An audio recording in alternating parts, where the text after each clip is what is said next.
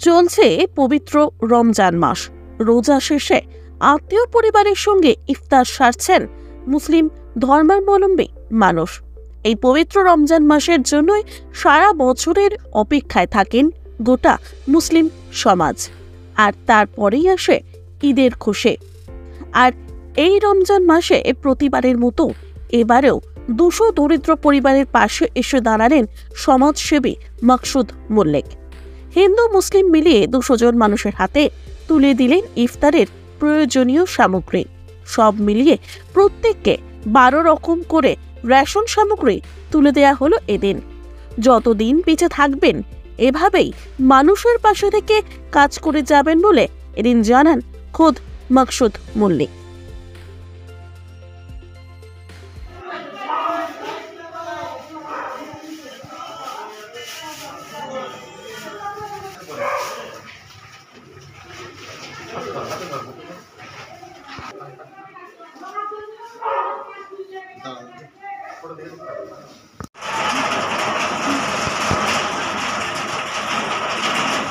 रमज़ान के महीने में मकसूद जो हैं समाज के लिए, गरीबों के लिए बहुत अच्छा काम कर रहे हैं। आज उन्होंने राशन का जो उनका ज़रूरत है, जो गरीब लोग हैं उनके लिए राशन वितरण का प्रोग्राम रखा है। ये बहुत अच्छा इस महीने में जो बहुत पाक काम कर रहे हैं, बहुत नेक काम कर रहे हैं। इस तरह के काम हमेशा करते रहते हैं मकसूदा। और हम बैंक की तरफ से और अपने मेरे पर्सनल बैंक का जॉइंट मैनेजर की तरफ से इनको बहुत बहुत मुबारकबाद, बधाई। और इसी तरह का काम आगे भी करते रहें, ये हमेशा करते रहते हैं और आगे भी करते रहेंगे। और इस तरह से ये सभी का प्यार, आशीर्वाद सबका प्राप्त करते रहते हैं। इनको बहुत बहुत बधाई, बहुत बहुत मुबारकबाद। इस महीने में जो काम कर रहे हैं वो बहुत अच्छा है। आज का बहुत अच्छा काम है। বিতরণ করলাম।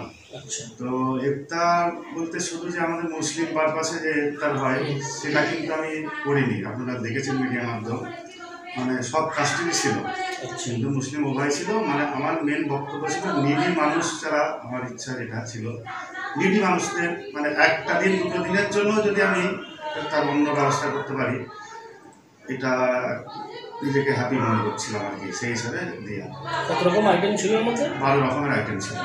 কী কী দিচ্ছেন আপনি? আছে আপনার মুড়ি, আদা, ছোলা, মটর, খেজুর, আর আলু, পেঁয়াজ, হ্যাঁ মানে তেল, সরষের তেল, 12 রকমের ইফতারে যাদের লাগে আর কি। একদম মানে এই যে নিডি মানুষ, মানে একটা দিন কি 2 দিনের জন্য যদি সে অন্যটা ব্যবহার আমার দ্বারাই যদি সে পায়, মানে এটাতে আমি একটু গর্ববোধ করছিলাম নিজেকে, মানে খুব খুশি। কারণ একটু কথা আশীর্বাদ লাগবে, 200 জনকে দিয়েছি, 2 জনও তো আমাকে একটু আশীর্বাদ করবে, এটাই। এর আগেও আপনাকে দেখেছি আমরা লকডাউনেও অনেক কাজ করেছেন, এই এখনও কাজ করছেন। এগুলো কি মানে ব্যক্তিগত নিজে থেকেই করছেন না কেউ পেছন দিয়ে সাপোর্ট? না, সম্পূর্ণ মানে আমার যে সমাজসেবী সংগঠনে আছি, আমার যে পুরো টিম 14-15 জন যে আমার কাজ করে, পুরোটাই হচ্ছে আমি নিজস্ব ফাইন্যান্স করি। কারো কোনো টাকা 1 টাকা আমি কারো থেকে নিই না। ওপরওয়ালা আমাকে যতটা দিয়েছে ততটা চেষ্টা করি, আর যতদিন বাঁচবো এটাই করে যাবো। আগামীতে পরিকল্পনা কি আছে? এইভাবেই সমাজসেবামূলক কাজ হবে আগামী দিনে? মানে আমিও চাইছি যে কোনোভাবে মানে আমার ছেলে মেয়ে এরাও বড় হোক, বড় হয়ে যেন আমার এই টেন্ডেন্সিটার মধ্যেই ওরা থাকে।